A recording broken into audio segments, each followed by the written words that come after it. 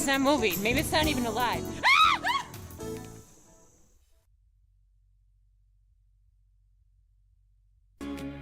Business is like gardening. Sometimes you need a little help to make things grow. Elk Grove Village can help your business grow.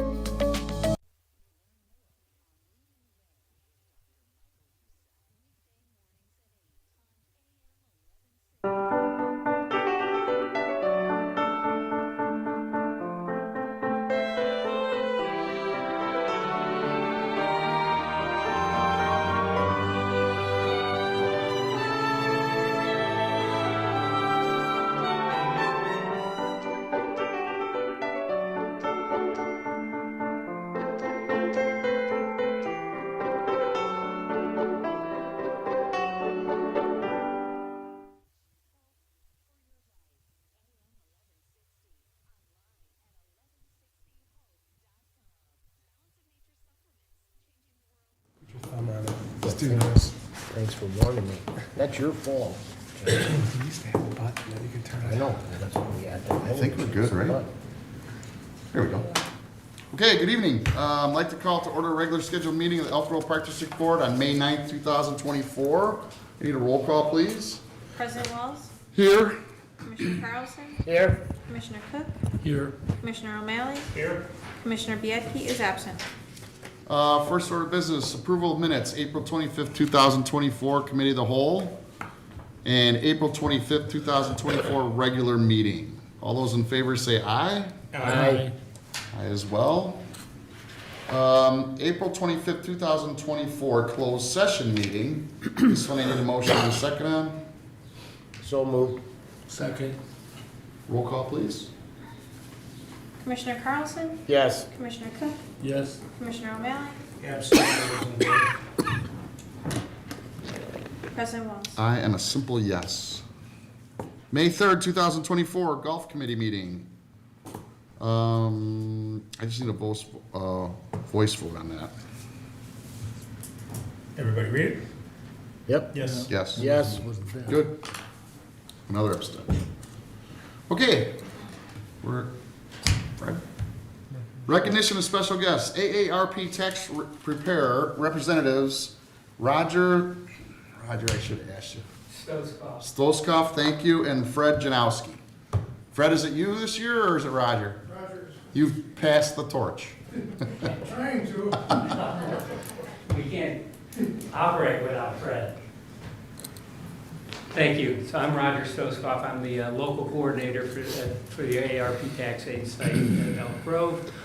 I'm also the district coordinator for the Northwest Suburbs. We have 9 sites throughout the Northwest Suburbs here. For those of you who don't know, ARP tax aid is funded and supported by the ARP Foundation, their nonprofit arm, and the IRS. IRS supplies us with a lot of our equipment and software. We have, it's the largest free taxpayer-assisted preparation site in the country. We have close to 5,000 sites around the country and over 30,000 volunteers. Here at Elk Grove, we had 18 volunteers split between the 3 different functions we do. client facilitators who greet the taxpayers, check their IDs, make sure they have all their paperwork, and get them started filling in our intake and interview, the tax preparers themselves, and then quality reviewers. We check every single return that gets prepared by a second set of eyes to make sure that they're accurate. We also have to get certified every single year, no matter how many years of experience. You got to pass a certification test put out by the IRS. Tax law tends to change every year.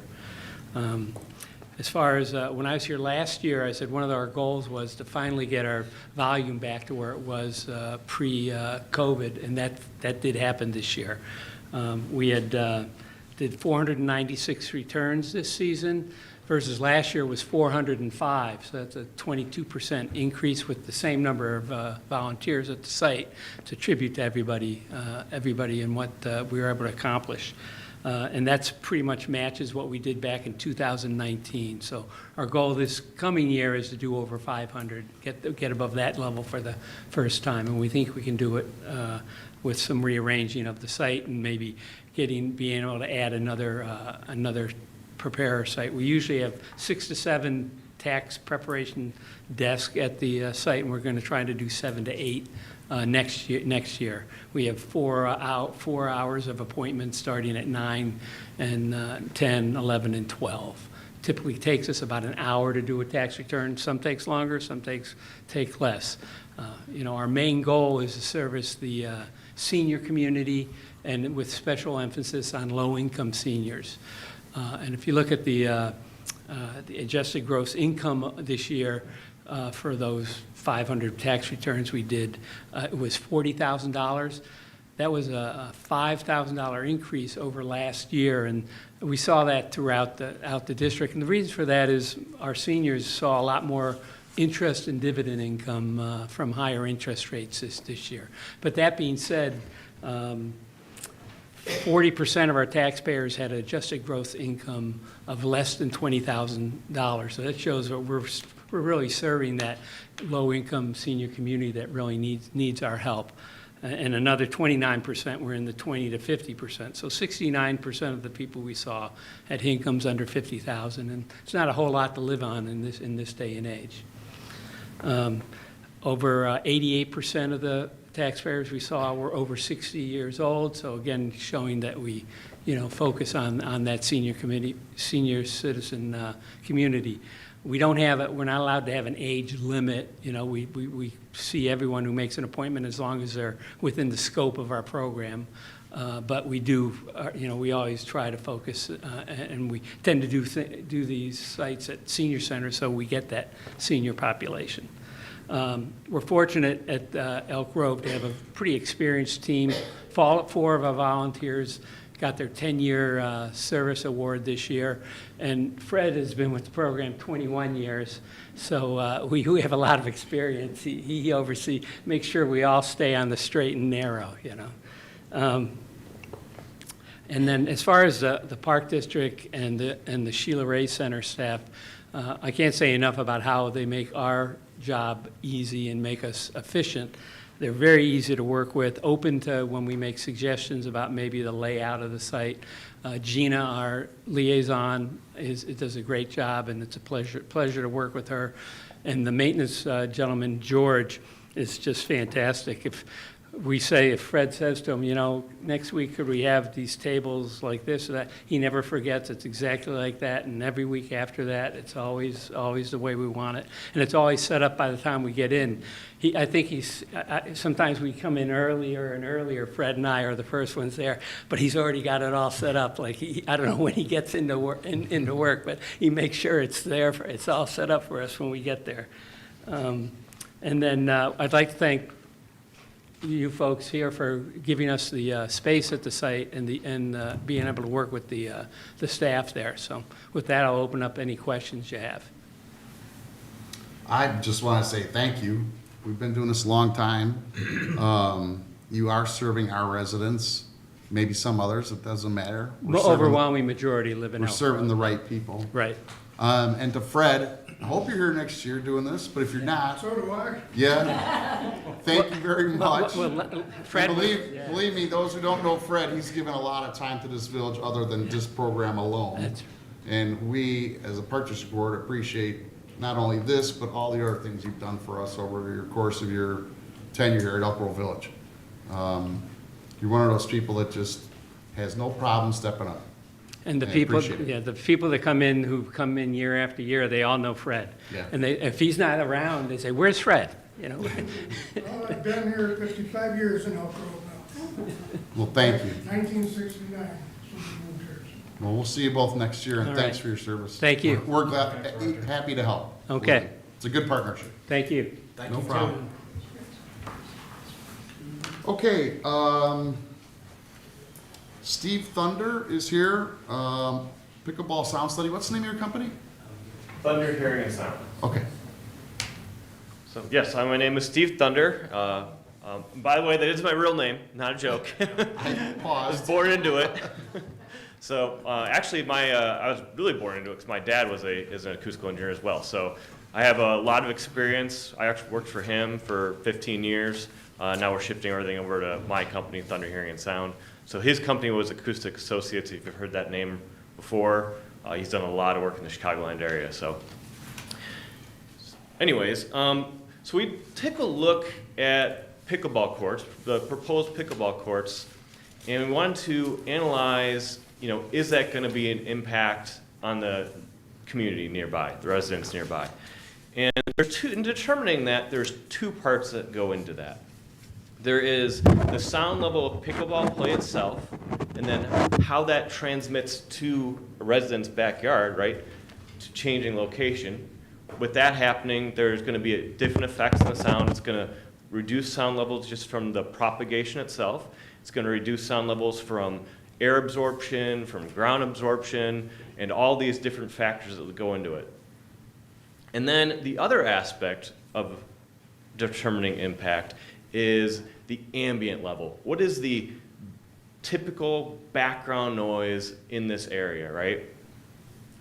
And that's what we did an ambient noise survey for this year, right? And this ambient study, we set up a microphone and let them record for 24 hours. So it was the entire day. And by the way, when you're looking at this chart, the middle is midnight. When it's real low, it gets real low in the middle of the chart. And of course, the noise levels are very low at night. So we let it record for 24 hours, and then I analyzed that data, determined the levels and how they varied throughout the time. So the green on this chart is showing you what the minute was every second, or what the level was every second. That's why it goes up and down so much. But the blue line is a statistical function called the L50.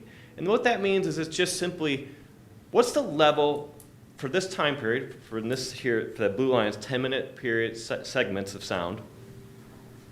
What's the level that is equal to 50% of the time the noise is above this and 50% of the time is below this, right? So it's statistical, not an average of energy, anything like that.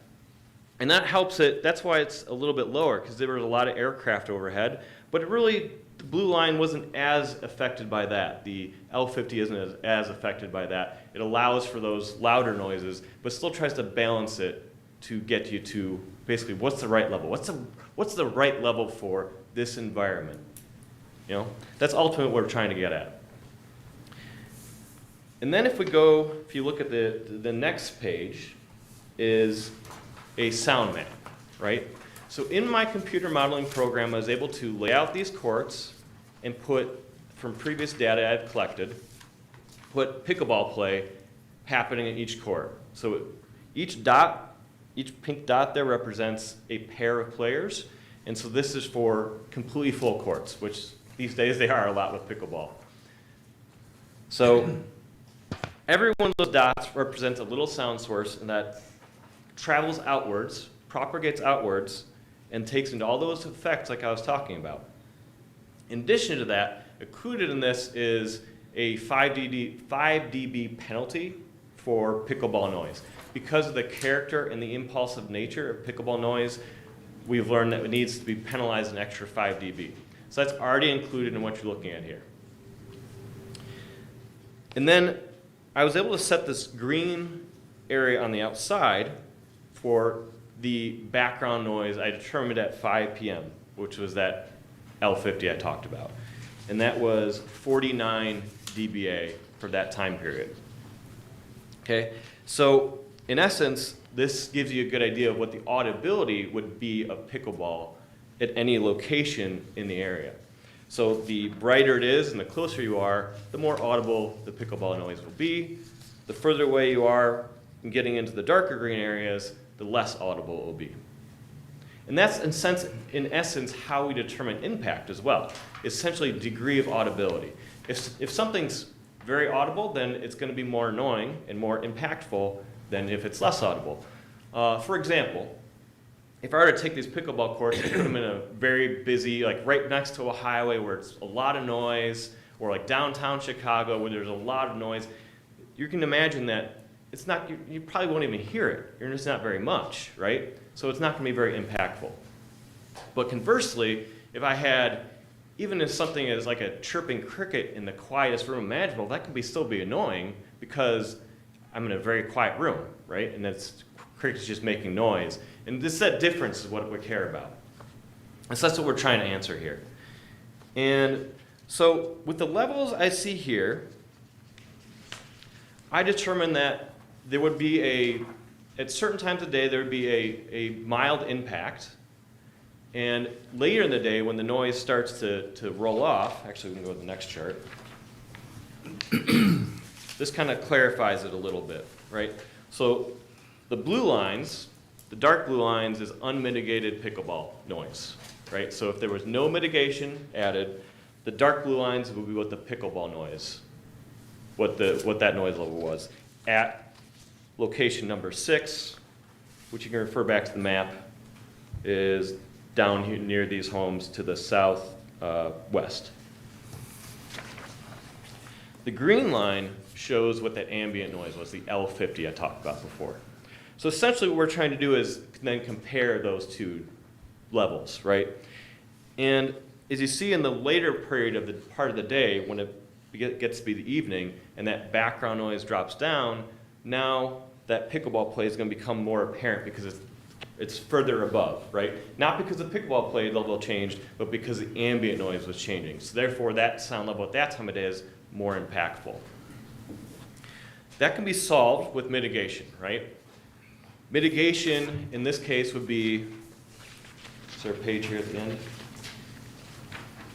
Something, doesn't have to be this, but something like this, like these panels. They're mass-loaded vinyl panels is what they are. And those are generally installed on a fence, and that goes all the way around the court. And they help to contain that noise and to block it. And so if you go to the other chart that shows pickleball noise levels with mitigation, it gives you an idea of what my projections are with that mitigation in place. So you can kind of see the two sides of it, with no mitigation and then with complete mitigation all the way around. And you can see that has really done an effective job to reduce the noise levels. In fact, with that level of mitigation, I don't see a problem with the courts being open from dusk till dawn. Maybe, or dawn till dusk, sorry, other way around. So maybe at the very end, we'd have to look at the hours of play, might need to be reduced, but that is close enough that it should be determined in practice by how late somebody can go. Okay, what questions are there so far?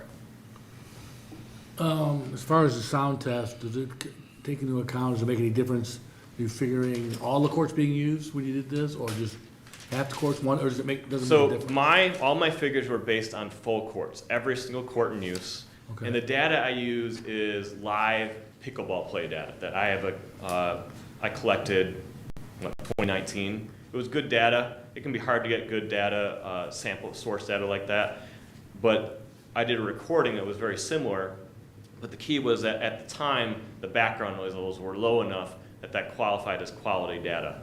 And it includes everything. It includes people playing very hard, it includes people playing soft, a variety of paddles, it includes yelling and screaming while they're playing. It includes basically all those factors and averages them over time to get this down to a single number that I was able to use to plot my data. So, and from that, I'm able to fill up as many courts as I need with the data. So, in this case, again, so to answer your question, it was full courts. Okay, and then, in looking at these two diagrams, help me, because one, she's a little different shade of green. This one's with with mi- mitigation, with- that one's without. Right, so without mitigation, and then, let's say that house number 2. And then you look at, the one with mitigation, it looks like it's in the same decibel zone No, as the other one. So which house are you talking about? Or, Point is- 2 .2? between the two different. I'm trying, the maps. colors are not that far off, I'm trying to, So that is actually, this color here. or let's take, Approximately- okay, let's take house 3. House Okay. 3 you listed. Is there any difference with mitigation by the time the sound gets to house 3? yes, that actually is quite a bit different. It's about Yeah, Tom, This color is, 6 dB less, that. which is significant, right? That's, 6 dB is a significant amount of noise reduction. And so if you count, you have to count all the way from the outside and go in from there. And by the way, I will follow up with a full report that will have these numbers available, that lists the actual numbers. I just didn't have that ready today. Okay, just the colors are close, I just wanted to clarify Yeah, that. yeah, you kind of have to count the colors in. It's hard to determine it just by pure color. Okay, So you kind of count the rings in. okay. The one diagram you have doesn't have the screening all the way around, you know, to mitigate it. So I don't think we were planning on putting the screen all the way around. So does the more screening you have on all 4 sides or just one side, are you trying to mitigate it towards a particular house, or is it So- better to do the whole thing? So again, that was part of the, just don't have enough time to work and all that, but I definitely can do other scenarios with less screening. I don't know exactly how those would come out, but that's going to require me to remodel it, which is fine, but I just didn't have enough time to do that for today. Okay. So that's definitely possible. We can definitely work up different scenarios with kind of tune the screening into the situation to find that optimal point where it's protecting the homes that we need to protect and then allowing it to be as open as it can be. So.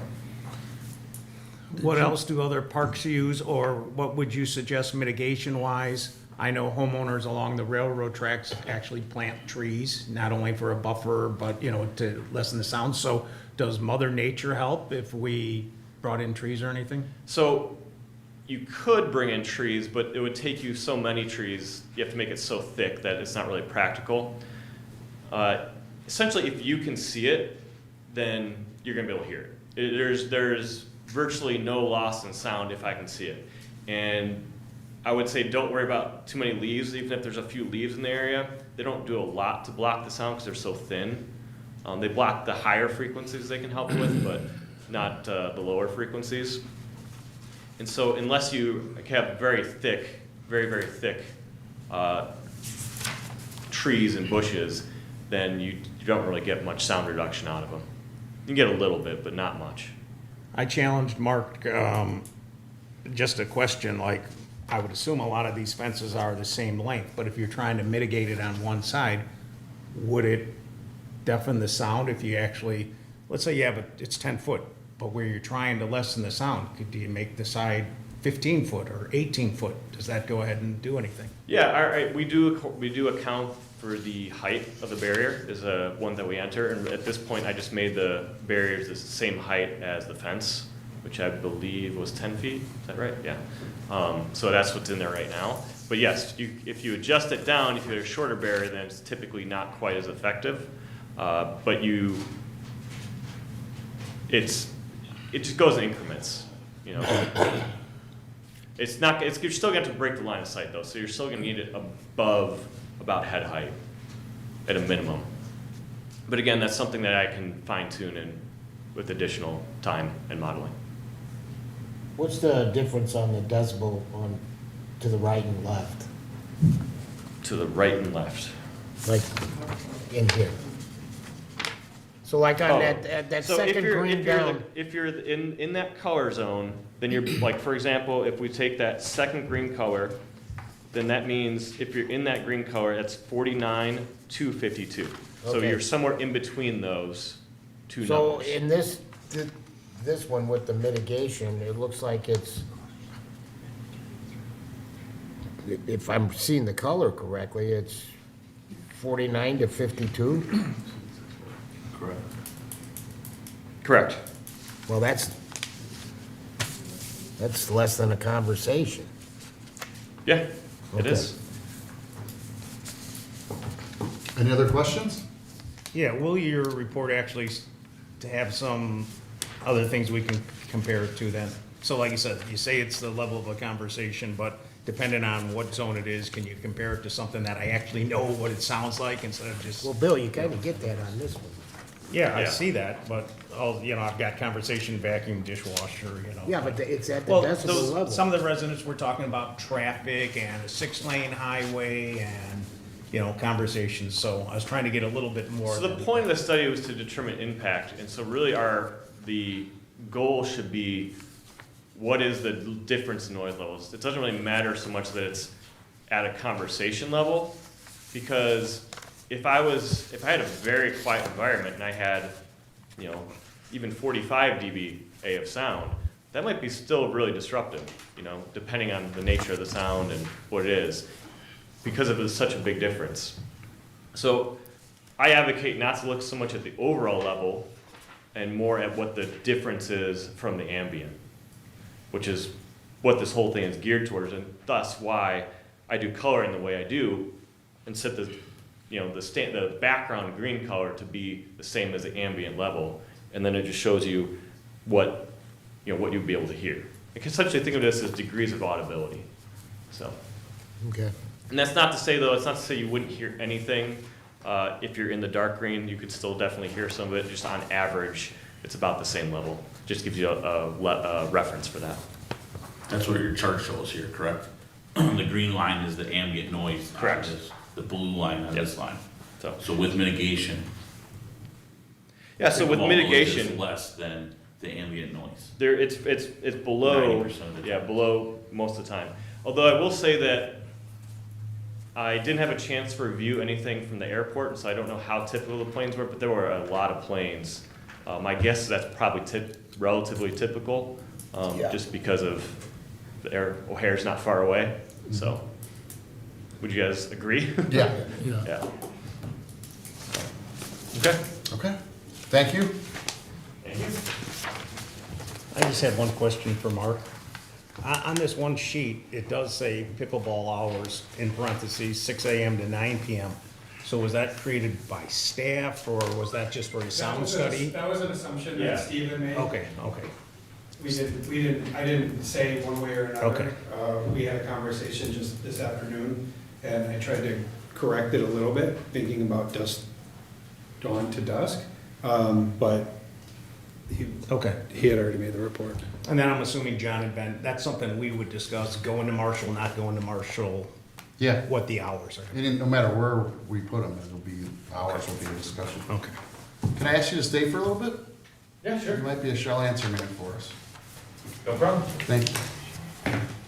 Okay, public communication, comments from the audience. Alan? Want to lead us off?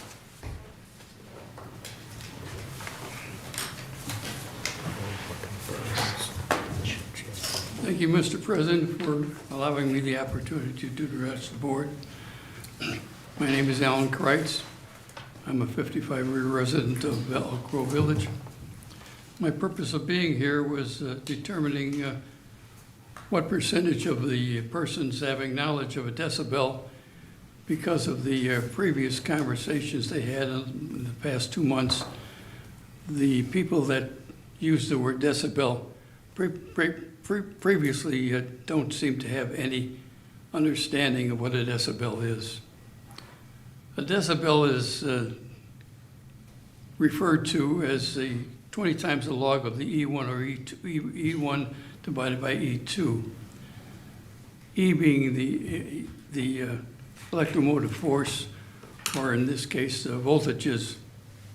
And that all came from a 1930 BTL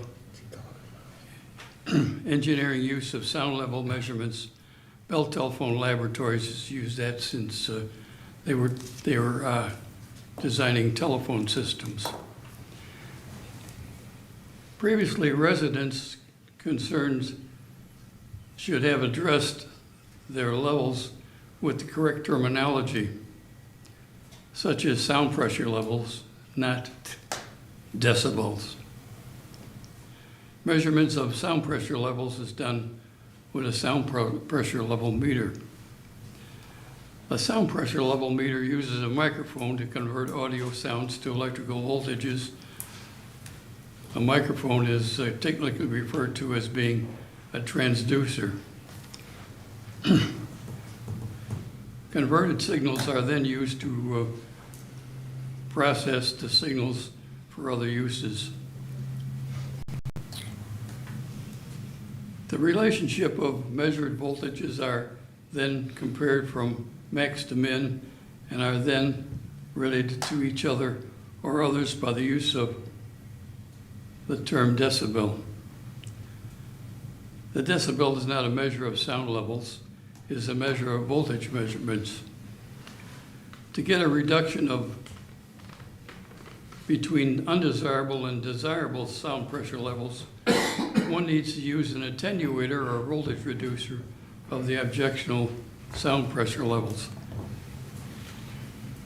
Now, I understand that the sound pressure level, the attenuator is a technical term, and most people use a different term. It would be to use it as a reducing device. The attenuator of picklebell sounds should consist of sound absorbing material and is referred to as a baffle.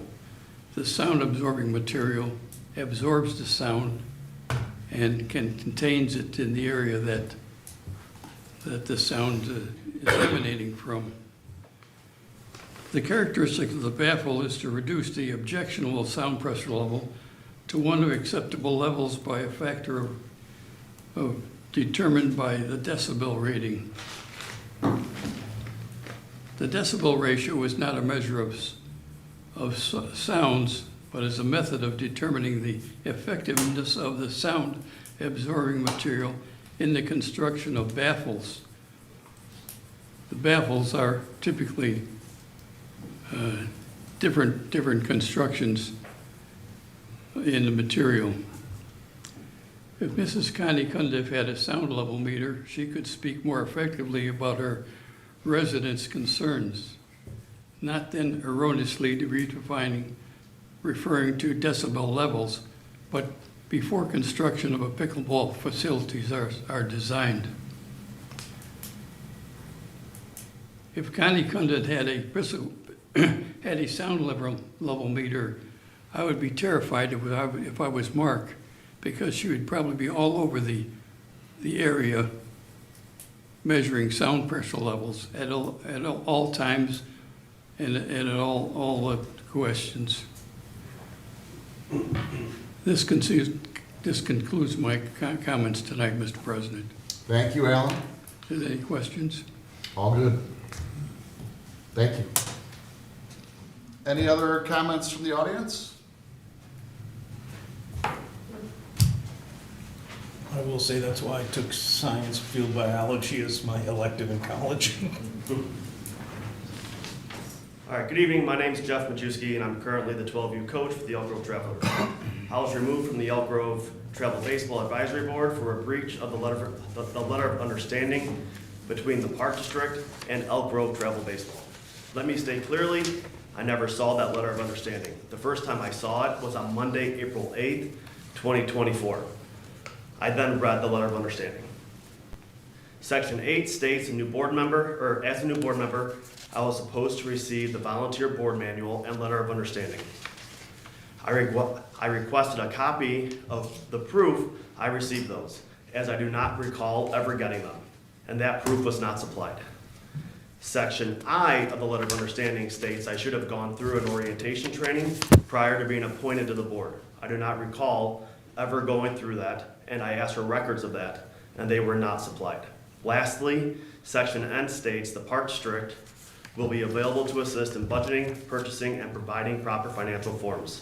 As new advisory board members are appointed, the district will provide financial training. I can tell you that that never happened. If the Park District had followed their own procedures, I can guarantee you I would have done things differently. Unfortunately, since I did not go through the appropriate training, I followed historical precedent that dates to 2019, and things that I did question, I followed the appropriate chain of command and asked how I should go about my business. I understand the Park District made their decision. However, I wanted to make it clear that I did not intentionally break any rules. In hindsight, could I have done better and asked more questions? The answer is obviously yes. I agree with that. Could the Park District have avoided the situation by following their procedures and putting me through the appropriate training? The answer to that, in my opinion, is yes. The Park District clearly knows they made mistakes, as they are now in the process of making sure all the boards have the advisory board volunteer manuals, and the letter of understanding for baseball was sent out to all coaches on April 29th, 2024. I commend both of those moves and appreciate the effort to protect other advisory board members going forward. I just want to be clear, this is not an appeal or a critique or request to be back on the advisory board. This is merely a public statement acknowledging that I believe I could have done better, while pointing out the Park District could have done a better job of protecting me by giving me the appropriate toolbox to work with. I know there's a vote tonight for a new advisory board. I know everyone on that list. They're friends of mine. They're gonna do a great job. I wish them nothing but the best. Going forward, I hope everything's successful. I just wanted to come and make a public statement because things are on Facebook. My son's seen it. I just feel this is the right thing for me to do. So. Thank you, Jeff. All right, thank you. Anybody else? Tim?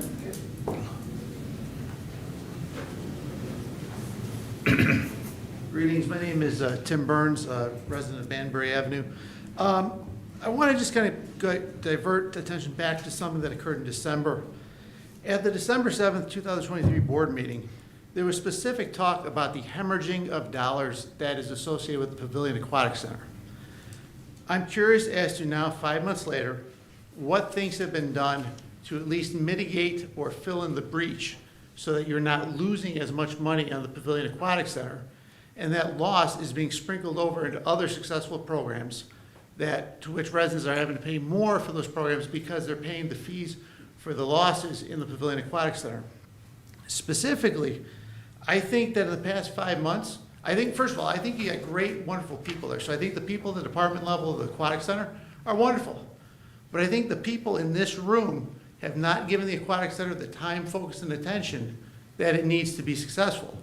I think it's almost a virtual certainty that those wonderful people are going to go within 2 to 5 years somewhere else where they can be appreciated, where the goal of reducing the operational deficit is a priority shared by everyone.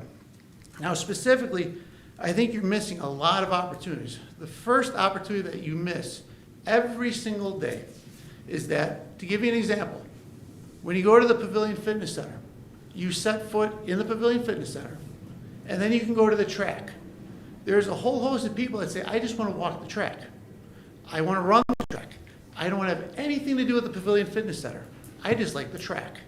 To which case, you have set a rate and even a pass structure for those people that physically want to walk in and just walk the track. They don't have to pay for the Pavilion Fitness Center to walk the track. Now, there is data all over the place, and several of your colleagues in other park districts have recognized this. There are a lot of people that like swimming. There are a lot of people that are training for triathlons. And there is a whole host of people that are like me. They've gotten old, they got injured, they want a hard cardio workout, but they can't handle the pressure on their knees. so they're looking at swimming. At the Elk Grove Pavilion Aquatic Center, you have to pay $10 to go swimming once, or you have to be a member of the Pavilion Fitness Center. Other park districts have caught on and said, we'll charge you a rate, just like you do for the running track. We'll charge you a daily rate just to swim. Because they know that a person doesn't necessarily want to use the hot tub. They don't want to use the water slides. Grown men and women don't necessarily want to use the splash pad pool. They don't want to use the therapy pool. They just want to lap swim. And so they've caught on to this. They've introduced a lap swimming only lane. Conversely, you're seeing some very progressive things occurring in the Pelican Harbor facility out in the Bolingbrook Park District. Pelican Harbor has worked with Pederma, which I believe is your insurer as well, to introduce swim at your own risk timelines. So quite literally, 2 hours a day, you could swim at your own risk. This does not impact your cost. In fact, it even brings in revenue because there are a whole cadre of trained swimmers out there that have done this for year in, year out. They know the drill. And there's a whole host of people that are there that understand basic life safety, where if there's a problem, they know how to get in touch with somebody. They know how to call 911. They know basic life-saving techniques. They're not going to let their fellow friend or neighbor drown. And they've caught on, they've worked with Pederma to introduce swim at your own risk lap lanes. And so this is raising a lot of money for the Pelican Harbor facility out in the Bolingbrook Park District. And I think that if you were to say, you know what, from 5 to 6 in the morning, when the Pavilion Aquatic Center is closed, we're going to open it up just for swim at your own risk lap swimming. If we have a clerk or somebody allow you to come in, pay whatever, and just go swimming, you'll boost revenue. That's something that can be done. The act of selling a lap swimming only lane admission could be done tomorrow. The act of working with Pederma, I've talked with Bolingbrook, they said it's about an 8-week process to get the signage, to get everything in place to have that. So this is happening now. Conversely, in your 2022 budget, you talked about a goal to make greater inroads with the swimming-based programs at Elk Grove High School and Conan High School. Well, a lot of things have happened since 2022. The biggest 2 things that have occurred, actually 3 things. The REACH program out of the Campanelli YMCA and District 211 schools has blown up. They are doing awesome, and they have a very high-quality program.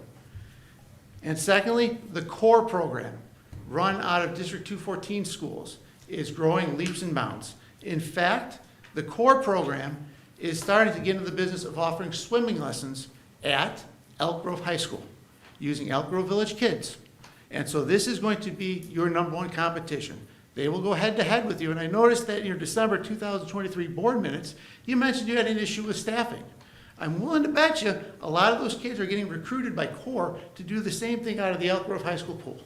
So you are seeing tremendous competition that something needs to occur. Now also, the third thing is, from a swim team standpoint, my understanding is that my son was a former Stingray member. My understanding is that your conference has dwindled. So quite literally, for every 1 kid that might have been a conference swimmer, you now have 5 kids that are conference swimmers. Simply because anybody that's over 12 that wants to get an event is able to get in that event because they don't have the breadth of swimmers. And the conference is that much smaller. So, and it's partly because kids that have the capacity that would have been your conference swimmers are going to CORE and REACH. So again, I don't want to denigrate anyone's experience, but the numbers are telling you a tale that if you look at the conference that your Stingrays are swimming in today versus the conference they were swimming in 3-4 years ago, it ain't the same conference because most of those kids are either in REACH or they're in CORE. I think these are areas that you can make a dent in, and I think that these are things that can be changed almost overnight. But the question is, to what extent is this group of people going to value it? And again, another thing that's coming up is that if you walk to the pavilion building, you will see that there's a whole armada of grandparents, working parents that have children under the age of 3, that they're looking for something to do. For whatever reason, these kids are funneled into jumps and jiggles. That is your main drag. To which case, they go to jumps and jiggles maybe 4 or 5 days a week, and I believe your splash pad pool is only open maybe Fridays, Saturdays, and Sundays for maybe like 8 hours, and again for around $5-10 a crack. I would encourage this board to direct staff, when you got those captive people, that we got those grandparents, parents that are sitting there on the couches watching their kids jump and jiggle, ask them, hey, if we opened up the Pavilion Aquatic Center 2 hours a week. Is there a time period where you could say, yeah, I would take my kids swimming? I would let them go splash around.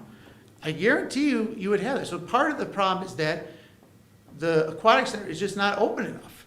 But I think you have the data set, you have the people, you have the parents and grandparents and the younger kids, where if you were to say, look, let's make it a combo day. 2 hours of swimming and then 2 hours of jumps and jiggles, they're there already. They're looking for something to do. You have the facilities.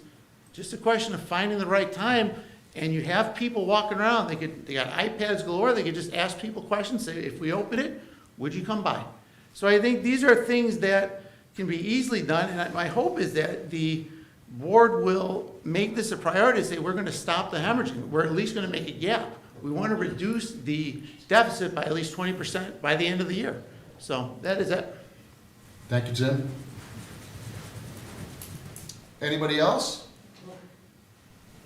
Going, Mr. Lavin?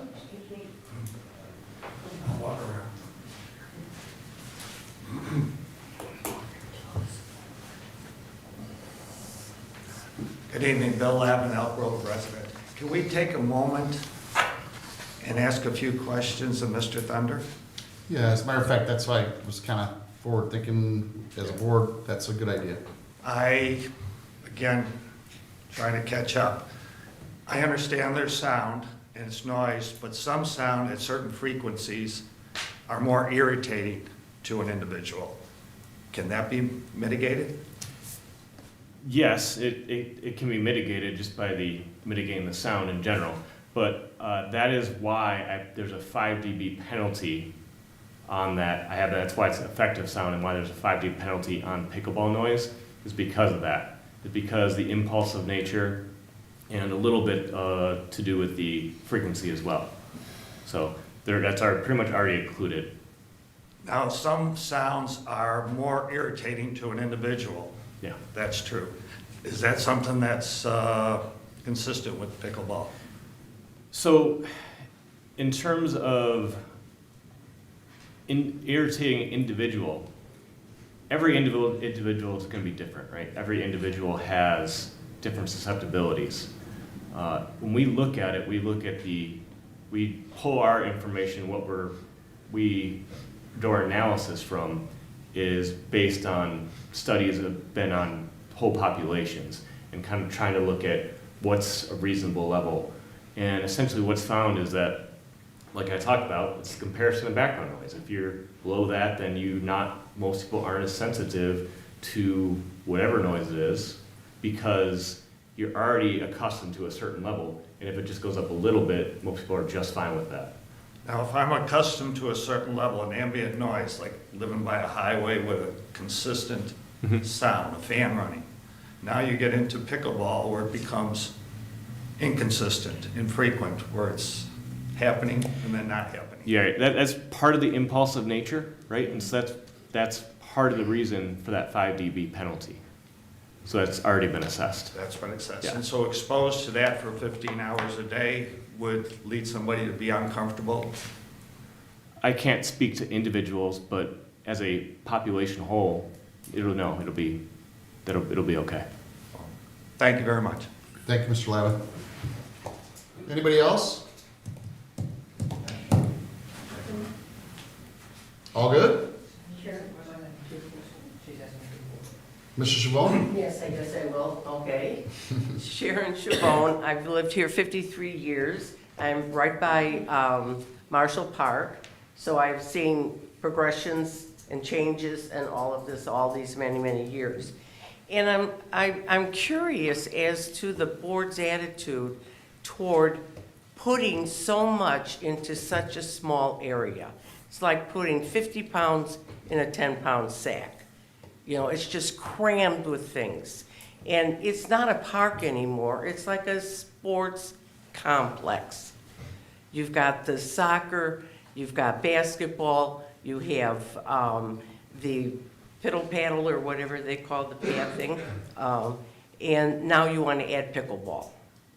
And I'm curious as to why.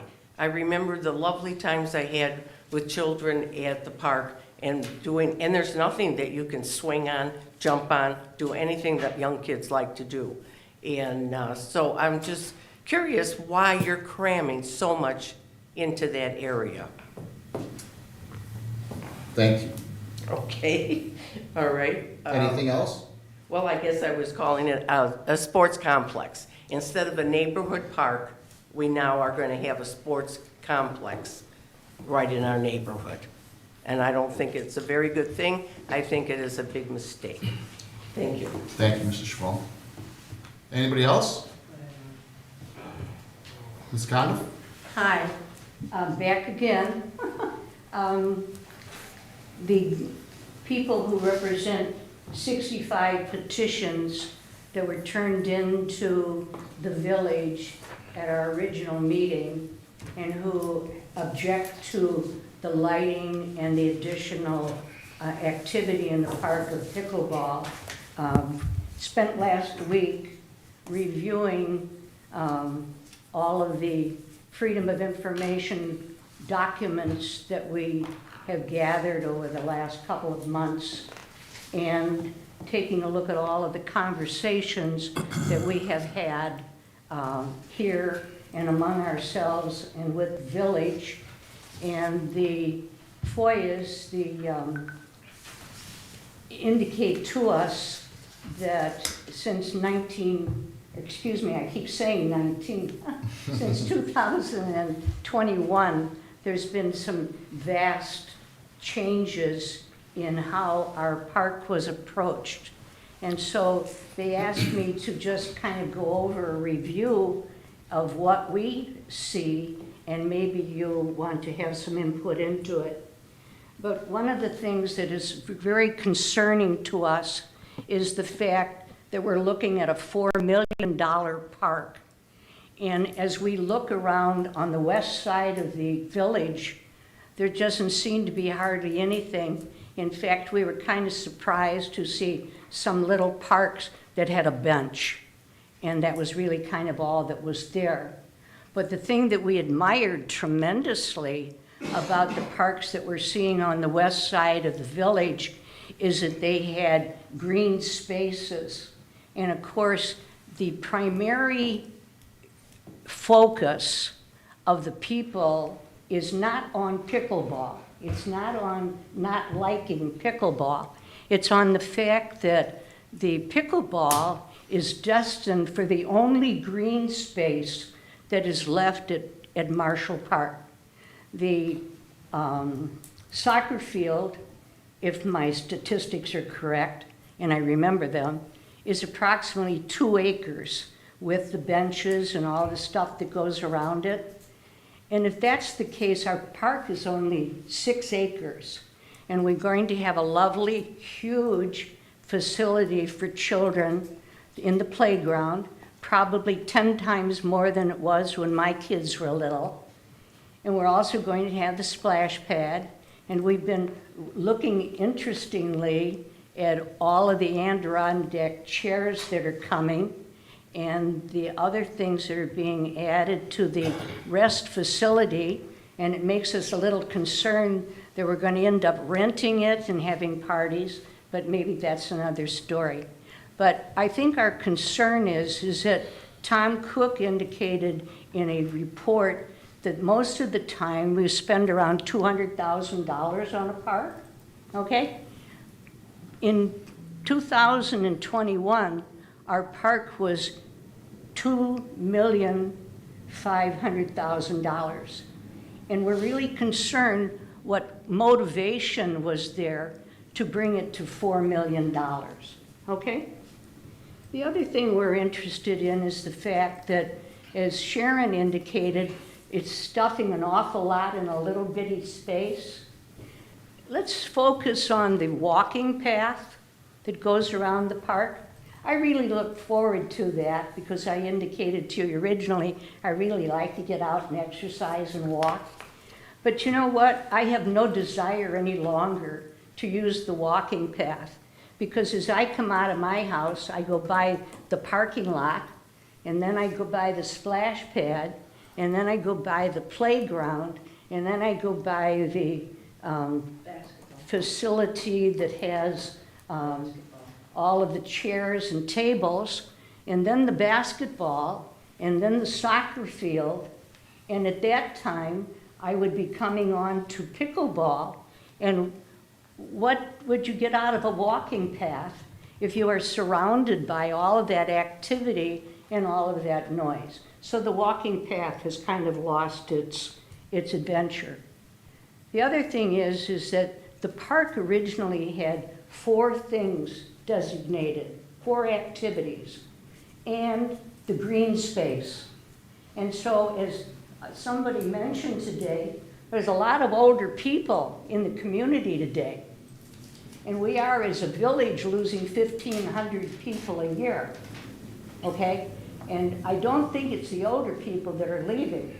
I think it's the younger people that are leaving. And so where is there a place in the park any longer for anybody that can't play pickleball, okay? Somebody that's, say, 65 years old and older, all right? Where's the park for them? I don't really see it. The other thing is that we were a little concerned about the fact that into the green space, as you were talking about the facility and the size of it and what needs to be done to it to mitigate sound, for the structure requires wrapping it, okay?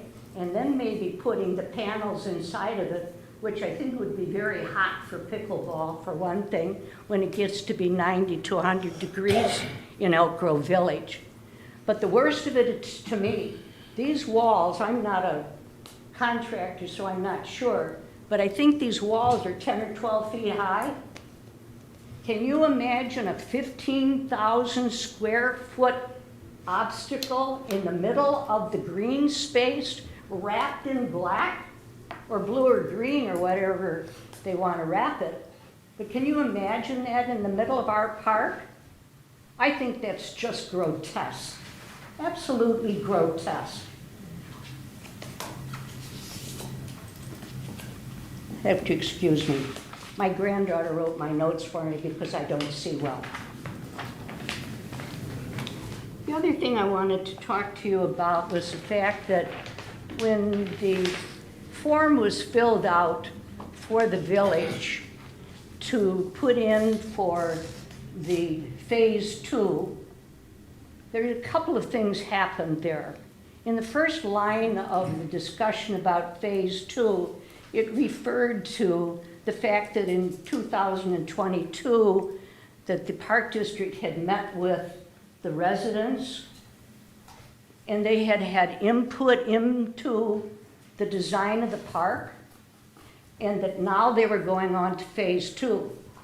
The thing that was not said in that is that nobody told the residents that there was a phase 2. At no time. When we found out about phase 2 is when the Park District had the clerk notify us that there was a phase 2 and a letter was posted. There were 10 days then to respond. Mark was very generous in sending an answer to a series of questions that I had about what phase 2 was. And I really have to tell you how totally, totally disappointed I was. Because it took our neighborhood park, as she referred to it, that had originally been a dawn to dusk park, a lovely place to walk around in, a lovely place to take your grandchildren. I taught my granddaughter to play baseball, okay, in that park, in that little space, which is the kind of space that the grandparents that the young man was talking about, who take care of 50% of the children in this country for parents who are working. And so your 65 and older grandparents are out there with little kids. Where? They're going to sit around in the Adirondack chairs around the splash pad and next door to the pickleball? No, that's not going to happen. What has happened also with the little piece of paper that was sent to the village is that there was a statement in it by the village that said the plan should have, quote, no negative impact on the health, safety, and welfare of the residents. The plan has an impact on all three of those, but it also has an impact on congestion. Give me that. Thank you very much. We got this today through the FOIA, and it's the report that you got 2 weeks ago from Ben, okay? We were horrified to read that in addition to the 67, is it 67 parking places that are already designated for our park, there is a consideration that if it got crowded, we could add 24 more. And you know what horrified me? When I thought about the $200,000 to do a park, they're talking about $10,000 for a parking place. If you put in 24 parking places, how much is that? $240,000? Are you kidding? Why don't you build a second floor on it? The other thing that has really upset us is one of the people on the committee brought to me the other day a piece of paper that I couldn't even believe I was reading. It was from a traffic policeman. And the traffic policeman wrote this lovely, very cogent letter that said he looked at the parking at Marshall, and the 67 places were fine, and that if we had overflow from the parking, they could all park on Chelmsford, which already has traffic problems. And I know that the village sent a couple of people out to check the traffic, and the policeman parked, and we met with Mark and Ben one day, and we mentioned to them our traffic was bad, and you know what? That afternoon, within 2 hours, there was a policeman parked right across the street observing the traffic. And the next day, at the same time, they were there. But of course, what they didn't seem to understand, if you have a marked patrol car parked on a street in Elk Grove Village, everybody has, what is it called, the bear in the woods detector, and so they all slowed down. They weren't driving their usual 40, 45 miles an hour, and they weren't running the stop sign on Wellington and Chelmsford, which was good. So I imagine the report now still is there's no problem with traffic and overflow onto Chelmsford.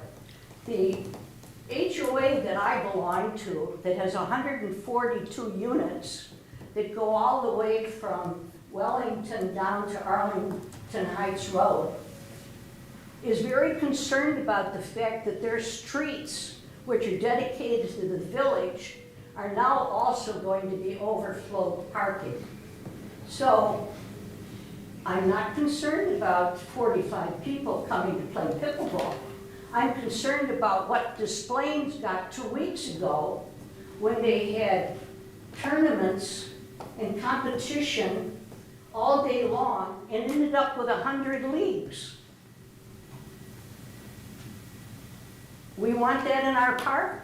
We're going to have competitive soccer, and we're going to have competitive basketball before it's all over, I'm sure. And we're going to have competitive pickleball. We have a 6.2 acre park, okay? And that's all that's there.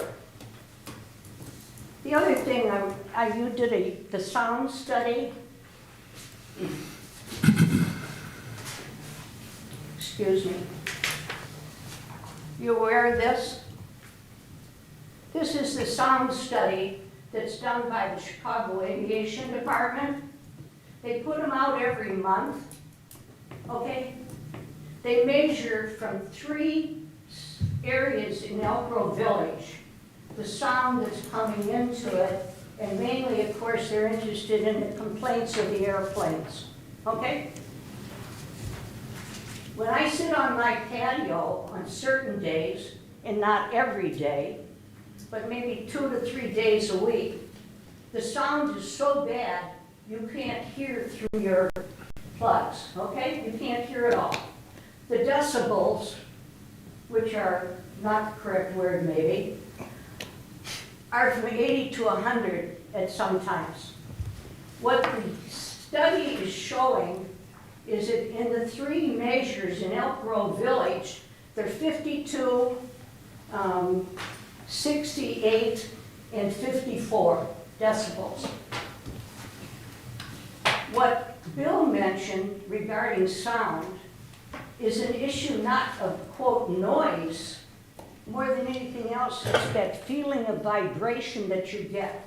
I just finished reading a study put out by 2 lawyers that their firm has made a lot of money around the country because all kinds of groups are being sued over pickleball. The one that really fascinated me was a study that was done about a man who sued his HOA who put in pickleball for $300,000 because the sound was so bad vibrating into his home that he felt that it actually came through the walls and his windows. There are all kinds of lawsuits all over the country over pickleball. And for us, it's not a matter of no pickleball, it's where, okay? And so I would like to kind of go on with that point if I might. We gave Mark and Ben a copy of this about 3 or 4 weeks ago, okay? It's 8 pickleball courts, and they're on the tennis courts at the pavilion, okay? What they do is they use 2 of the courts and they leave 1. And they leave the nets all in place. Everything stays in place, okay? The cost of it, this is a man that did this, by the way, who's been doing it for over 20 years, pickleball courts and tennis courts. The cost is $4,000 to $8,000.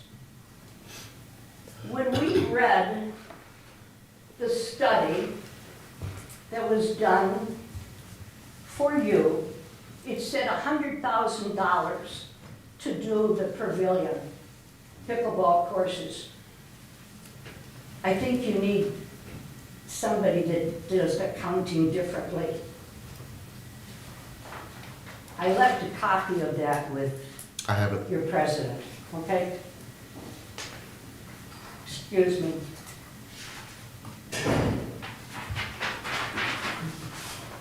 My granddaughter did a good job. The other thing I'd like to talk a bit about comes out of your study. And in it indicated that you looked at a lot of different locations for pickleball. You felt Marshall was first because Marshall's got a parking lot. Has a big parking lot, toxic fumes and so on, that's okay. Anyway, but what amazed me is they talked about what I think it's called what is it? Not in my backyard? Yeah. Can't put it in Huntington because the people wouldn't take it there. They can't put it in Hanson because it's too near the homes. We're 2,500 people on 4 sides of Marshall Park. Nobody asked us. Nobody told us. Can't put it at Morton because the people don't want it there. And then one of the things that showed up in the FOIA that my neighbors were very mad about, is that one of the things that happened is that during the time that you guys were all talking about pickleball in 2023, you did a survey of the Arbor. Okay, right? And they didn't want lights on their baseball. And so it didn't happen. And one of the people in this room suggested that maybe you should talk to the people in Marshall Park area and let them know you're looking at lights. That never happened. In '23, you did a very large survey. and a lot of it's been misrepresented. The 900 people who took that survey, 430 of them did not say, I want pickleball. What they said was, they want pickleball on the east and the west side of town. And if I lived on the west side of the town, I'd be very distressed because there's not much over there, okay? And so the other thing is it's coming down the pipe, is that a lot of pickleball has gone indoors. I sent a email that contained a little video in it from Pickler, which is one of the largest companies putting pickleball in different places. 14 communities in the northwest, west, and southern suburbs are now getting pickleball inside. And one of the things that I'm sure you all saw was Wheelings went inside. Many of the suburbs around us are reconsidering where they're putting it. And I know people like to play outdoors, but we have 19 tennis courts in this community. Surely, a couple of them can be converted for a few $1,000s, not 100, okay, into pickleball courts and see how that works. The pickleball people that were here the other night were very distressed that they don't have enough time to play because of lessons. And I was looking in the Park District Bulletin, and there's a ton of lessons for kids to learn to play pickleball. Wonderful little sport, okay? Fix a couple of tennis courts cheap, okay? The thing with the tennis courts is that the stuff that's put out there, the little nets that are put out, they're portable. If you decide you don't want to do that after a couple of years, just roll them up and repaint them. They're not destroyed. They're not recreated. They don't cost $200,000. The pickleball that is looked at for Marshall Park is almost horrifying. $450,000 or $4,500,000. How much, Mark? $45,000? No, $450,000. The proposed budget is $450,000. $450,000 for the lighting and so on. And you know what really distresses me the most? Is that the bids and the little leads out to the contractors went out starting in September of '23, and very definitely in October and November of '23. I can't even believe that the Park District did that. They notified the village in January. How come we didn't know until the 10-day notice went up? Thank you. Thank you, Mrs. Kondo. Anybody else? Nobody? Okay. We get to correspondence. I do have something that the mayor sent out. He wanted us to pass along, and I totally agree with him. There was an incident that they were alerted of in one of our parks where a dog was unleashed, and I actually think had some interaction with a small child. Everybody's good, everything's fine. But, so the public's aware, the village does have an ordinance in place requiring dogs be on a leash of no longer than 8 feet in all public areas, which includes our park district, and there's a village code. So, Ben and the board were alerted of this, and we've made some changes, so to speak. So whether Ben or Mark, you wanna kinda explain what we've changed since having this correspondence sent to us by the mayor? So it's not so much a change as it is just directing staff to stay persistent in posting our dog dog on leash policy. So we made a dozen signs. I think we have some more from last year as well. We put them up at Burbank Park and a number of other parks. And I've directed staff to not only move the signs around so that they can catch people in different areas throughout the parks, but to also talk to people if they see anyone with a dog on a leash, so that we can let them know specifically of the ordinance, so that way they can put their dog on a leash. Okay. And we obviously put them immediately at the park in question. Yes. Yeah, okay. Yep. Okay. Any other correspondence? Hearing, seeing none. Comments by the commissioners? Start on that side, if there's any. Tom, anything? I have nothing. Nope. Scott? No. Bill? Yes. Listening to people speak, I just taken some notes. So I started with Alan's lesson, and he was talking about the core or sound pressure lessening, and it should be decibel lessening.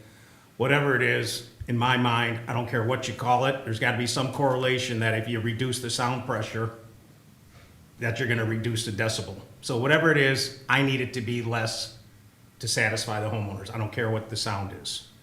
Then the second guy, if it was Jeff, he talked about how the park district maybe made some mistakes and stuff like that.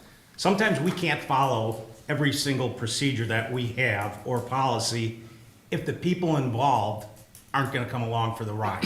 So we can schedule PDAs, which is Park District University, and try to get people in there. When I was on the athletic association, I'd have presidents meetings, and we would tell the treasurer they'd have to be there. Part of the problem is if you want to dismiss these people because they're not showing up and they're not filling out every form, then you end up with no volunteers. So at that point, the associations come back to us like, are you gonna run off every single person because they're already volunteering their time, and now you want them to attend so many meetings. So it's tough to fit all the pieces together. And then Tim spoke a little bit about bringing in more revenue or mitigating the expenses. Yeah, just because the results aren't there doesn't mean the effort's there. We've been talking for 10 years, ever since they built the pool, and same thing. It's tough. Chemicals have gone up. Lifeguards, the rate that you have to pay them, minimum wage, water rates through JAWA, and it's all based on how many people you can actually get into the water. Does that mean you gotta steal? Everything doesn't make money at a park district. We still have to cut the grass, we have to maintain ball fields, we're not bringing in any revenue. Unfortunately, fortunately, the people in Elk Grove have decided that they want an indoor swimming pool. You know, they wanted an outdoor. They passed a referendum just to get a 3-month pool outdoor at Rainbow Falls. So the intent is they want an indoor pool. Unless you start bringing in 1,000 people, the demand is not there that you're gonna turn a profit. And so yes, you try to mitigate that. So he brought up a couple things. Why would it, you know, hey, get rid of the lifeguard, maybe you get more people in there early in the morning. Well, personally, I'm gonna talk to Tim, and I'm always open for suggestions, so is staff, but if you wanna swim, I don't know why a lifeguard or not a lifeguard makes a difference on if you're gonna show up to swim. And then he mentioned that the high school could be our future competition. I don't think so. The high school takes our tax dollars just like the park district takes their. I'm a resident, so if people want to go over to the high school and swim instead of coming to the pavilion so that we can open it up for swim lessons or warm water therapy, fine. To me, I'll come up with some kind of agreement with the high school when it comes to swimming and stuff like that. It's not a matter of funneling people in and out of our pool. So that was just some notes I wrote on that.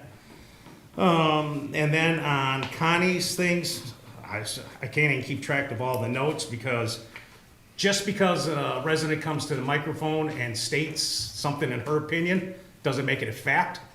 She doesn't mention all the facts. I don't even know if she's mentioned, what is the size of the park, Mark? 6.3 acres. Okay, and then first of all, the thing I wrote is, again, it's never been a park. So yeah, people might have done park-like things there, but it was a school. Then it was an Elk Grove Township preschool.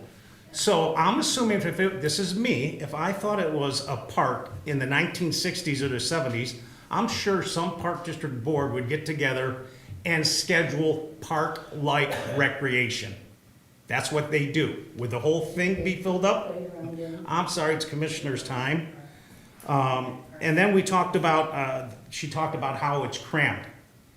Mark, did you not say if it's a 6.3 acre park, even if pickleball was chosen there, there's still 2.5 acres of open space? Okay, just want to confirm there's still 2.5 acres of open space. And then they talked about she talked about the motivation of this board and why are we cramming things in there? Again, just her opinion or the other residents' opinion that we're cramming it in. When you have 2.5 acres of open space, I don't think so. To me, when you're building this, it's a blueprint. You know, I work for an oil company. It's constantly in change. So yeah, at some point, you're like, we're going to add this, we're going to do this. But if you come across an obstacle, sometimes you go around that obstacle. If people come to you and desire more things, you do it.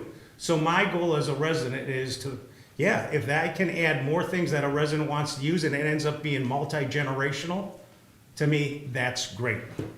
The playground. We heard again that the playground is too huge or whatever. Thank you. I love hearing that the playground is great. I want the biggest, baddest playground because that's what our kids deserve. We talk about they sit and they watch video games and they're not active enough. Well, great. We're giving them a playground in an area that doesn't have a playground if we didn't convert that area. West of Arlington Heights Road, north of Beisterfield, we haven't had it. The demographics of that area are changing. There's more children moving into the village on the lake. There's plenty of children in that area. I want them. That's again why we're building a park, to go use it. The other thing is when you make it multi-generational with a soccer field and with a basketball court and a splash pad and exercise equipment and a walking path, is when one person is doing one thing, you may have a different part of your family somewhere else.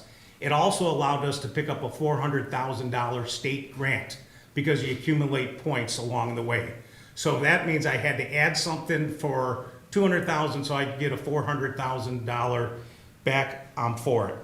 We talked, there was mention that the west side doesn't have anything. Oh, that's so bad. But again, you only have so much land. I didn't create the land when it was done. I know they have Fountain Square Park, which we really didn't have anything. They have Clark Park, one of the biggest parks with lit tennis courts, frisbee golf. They have Johnson Park.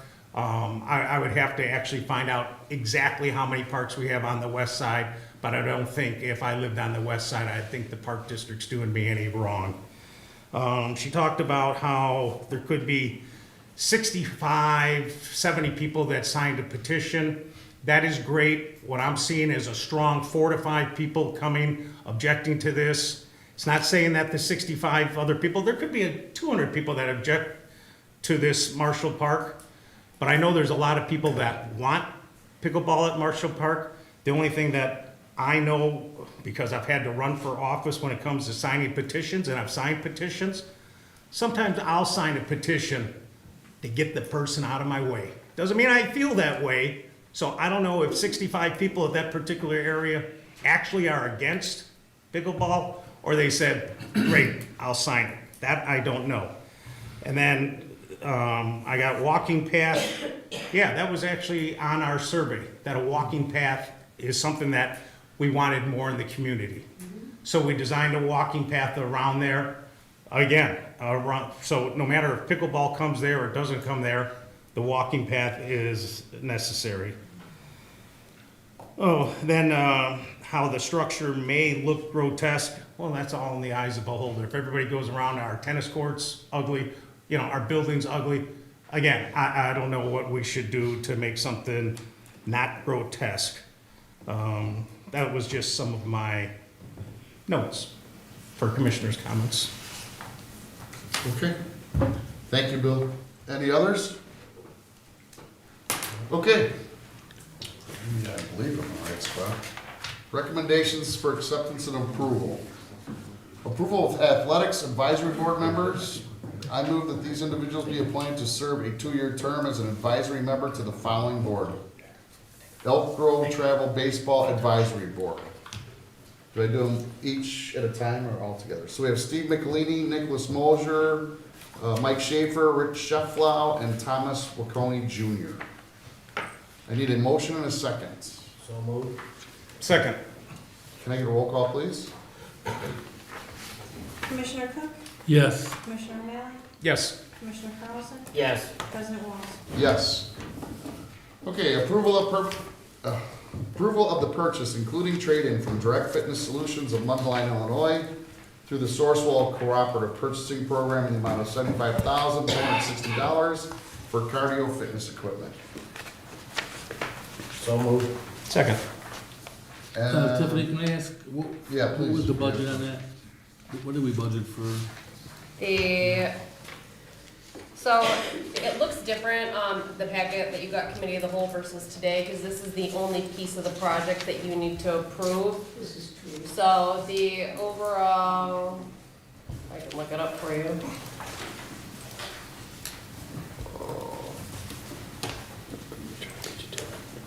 Let's see who gets it first.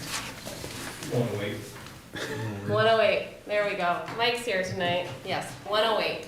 We are spending upwards of 107,000 some odd dollars, but it's just not all within this purchase that's getting approved tonight. Okay, so everything that you're planning on submitting is within budget? Correct. Of what we It is budgeted. under budget, yes. Or under, okay. Okay, I have a motion and a second. Can I get a roll call, please? Commissioner O'Malley? Yes. Commissioner Carlson? Yes. Commissioner Cook? Yes. President Walls? Yes. Approval of purchase from Midwest Commercial Fitness of Aurora, Illinois, in the amount of $59,710 for the fitness functional training equipment. So moved. Second.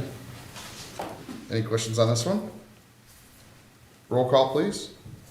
Commissioner Carlson? Yes. Commissioner Cook? Yes. Commissioner O'Malley? Yes. President Walls? Yes. Approval of proposal from WT Group of Hoffman Estates, Illinois for the updating of the Park District's ADA transition plan in the amount of $73,250. So moved. Second. Thank you for your presentation. Appreciate it. Thanks for the time. No problem. Roll call, please. Commissioner Cook? Yes. Commissioner O'Malley? Yes. Commissioner Carlson? Yes. President Walls? Yes. I think that this is our last. Hacienda? Yeah. Approval of change orders numbers 1, 2, 3, and 5 from Hacienda Landscaping for the Marshall Park redevelopment project in the amount of $12,852. So moved. Second. Roll call, please. I just had a question. go ahead. I talked to, I don't know if you were able to find any information out about whether you can go deeper versus wider out or not? I did. There's a couple of factors that are involved. Mostly it's about the footprint and the expansion. You can't always go deeper. The concern is, a couple of concerns are going too deep and creating, Stagnant. sorry? Stagnant water. Yeah, I mean, you're going deeper, you're creating more of a lake, you're creating a different pond, so to speak, as opposed to the detention that we're looking for. The village had expressed some concerns through the initial process with that being closer to the west side of the park, that any deeper or that we might need to put some mitigating factors in, like a wall or a fence or something like that. So they tried to keep it as shallow as possible and just expand it. But there's numerous factors that go into an equation like that. Okay. I have a motion in a second, right, Francis? Can I get a roll call? Commissioner O'Malley? Yes. Commissioner Carlson? Yes. Commissioner Cook? Yes. President Walls? Yes. We are at items for information. Leisure Services Update, Tiffany Green. Awesome. So staff have been working really hard. The Sheila Ray Adult Center is up to 299 members, and I wanted to congratulate the Sheila Ray Rollers on winning their third straight Wii bowling tournament against Lyle Park District. And aquatics, we're doing really well with lessons at 81 private lessons and 323 total swim lesson participants for the month of April. And aqua wellness numbers were at 1,116. Also, staffing levels are looking great for the summer. We are over 90% staffed for aquatics and ready to start. For athletics, we had 40 total participants in our adult pickleball clinics, and the league is starting off the spring with 14 total teams. For our youth instructional, our tennis classes are filled here at the Pavilion Tennis Courts with 28 participants. Hot shots are at 71, tumbling times 180, Shotokan Karate 85, and volleyball prep clinics both maxed out with 24 total. For our youth leagues, house baseball is at 215, rec soccer at 264, 7-on-7 just finished up their season with 123 players, and house softball at 187. Cultural arts is preparing for their spring recital May 29th, and there are currently 17 students performing. For dance, we just kicked off our non-recital classes in the month of April. Early childhood, preschool, we are at 113 students enrolled for the upcoming school year and still accepting registrations. For fitness, Group X participants were at 2,301 for the month of April. Personal training sessions were at 131, and open gym was at 521. Rejuvenation visits were at 1,870. For a museum, they had an exciting month. They opened the History Reimagined exhibit and had over 30 attendees at the reception on April 16th. That exhibit is open for viewing now, so come and visit us at the museum. For rentals, in the month of April, we had 122 total rentals. We also launched Catch Corner last month, and we've already had 14 bookings through the Catch Corner app. For our after-school program, we had 2,361 registrations for the month. In youth programming, we launched a new video game lab class that filled at 10 participants. Upcoming events and dates, May 19th, we have our camp swim lesson testing, or our camp swim testing at the Pavilion Aquatic Center from 12 to 5, so that's for anyone who's registered for a summer camp. They can come and get their swim testing done early before camp starts, and then we have a parents' night out on May 24th. Thank you. Any questions for Tiffany? Okay, Parks and Planning update. Mark? Staff's been working really hard to get seasonal facilities up for the season. They're currently working to get the pool filled up with water at Rainbow Falls. They're working really hard at that, and we had a successful pre-school day at the Pirates Cove with the kids. That went over really well. And yeah, we're just really working hard to get facilities open. Any questions for Mark? Yes. Have it. A little bit of an update on Marshall Park itself, again, how progress is making.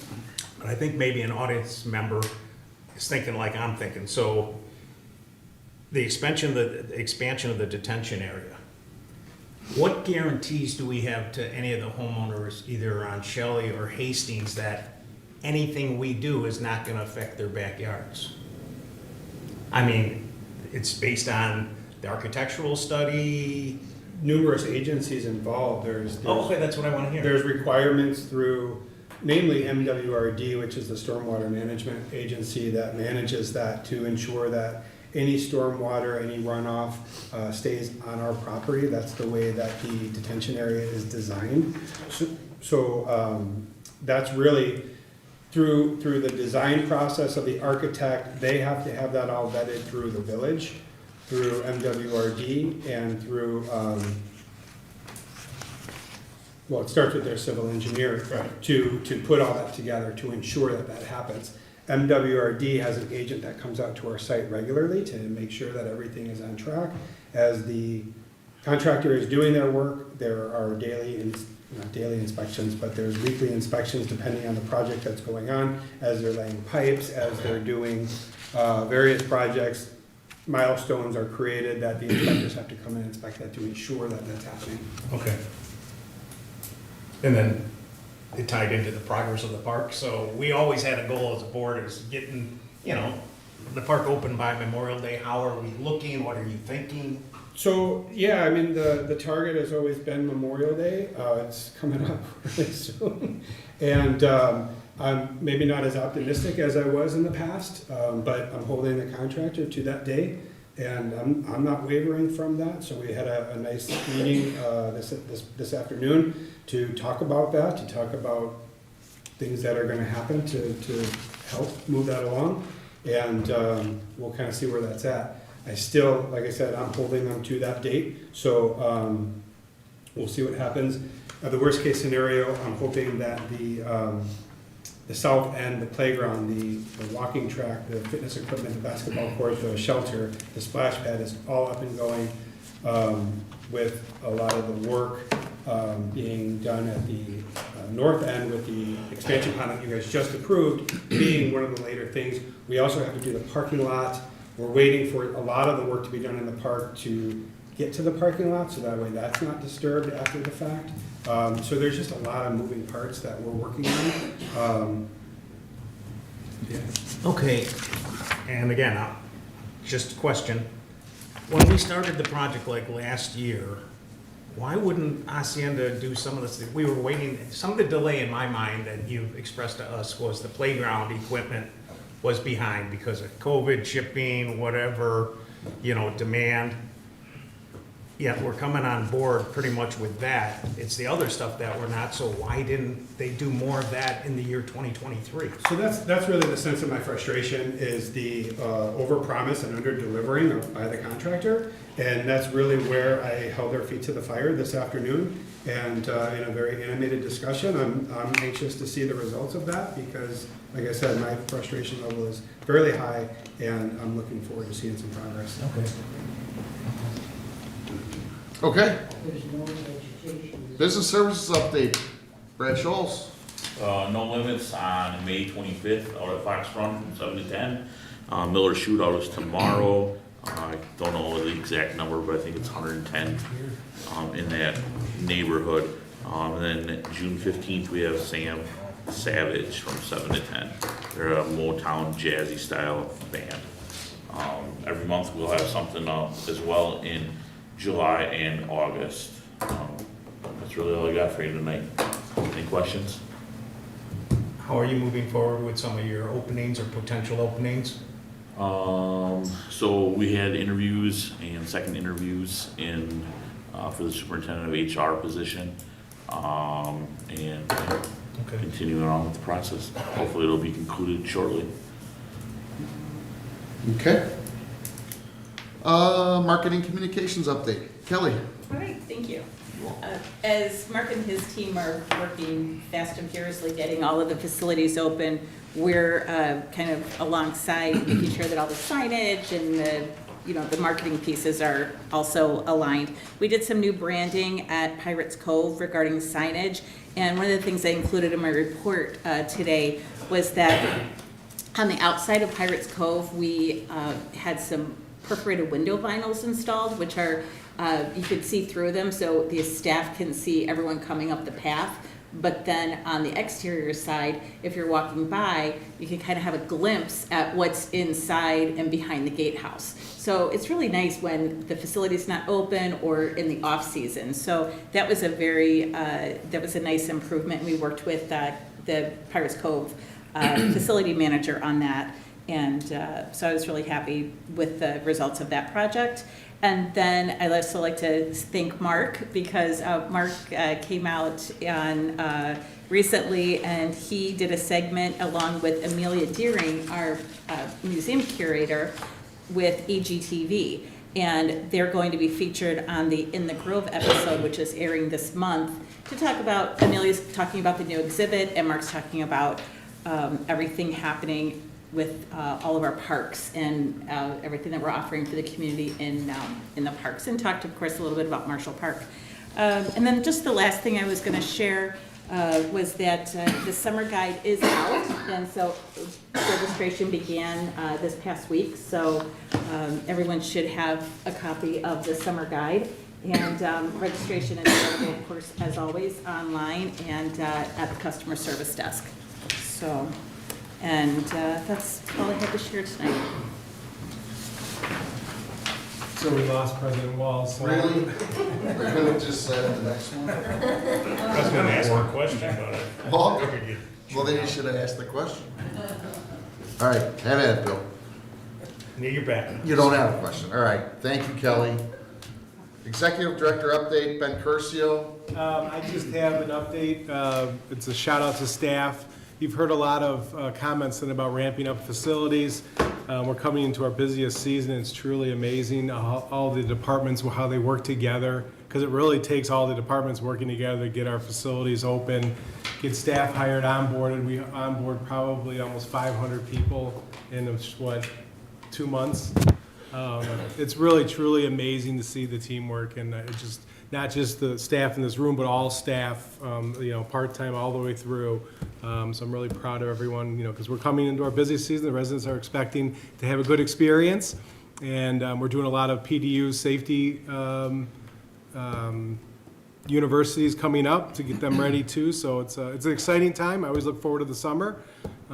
So thank you, and that's it. Yeah, this is ramp up instead of wind down, right? This is kind of fun. Okay, any questions for Ben? Old business? Hearing, seeing none. New business? Again, none. Payment of the bills, April 26, 2024, in the amount of $209,378.89. And May 3rd, 2024, in the amount of $151,786.40. So moved as presented. Thank you. Second. Roll call, please, Francis. Commissioner Carlson? Yes. Commissioner Cook? Yes. Commissioner O'Malley? Yes. President Wallace? Yes. Okay, I need a motion and a second to adjourn. So moved. Second. Roll call, please. Commissioner Cook? Yes. Commissioner O'Malley? Yes, Francis. Commissioner Carlson? Yes. President Wallace? Yes, our next meeting date is May 23rd, 2024, at the same time, which is 7 p.m. Meeting is adjourned.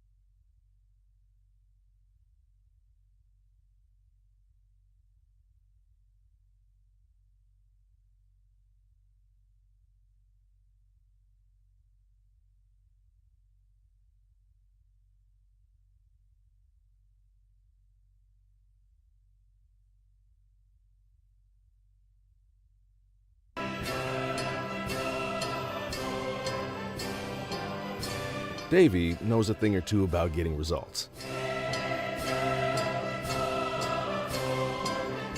So do we.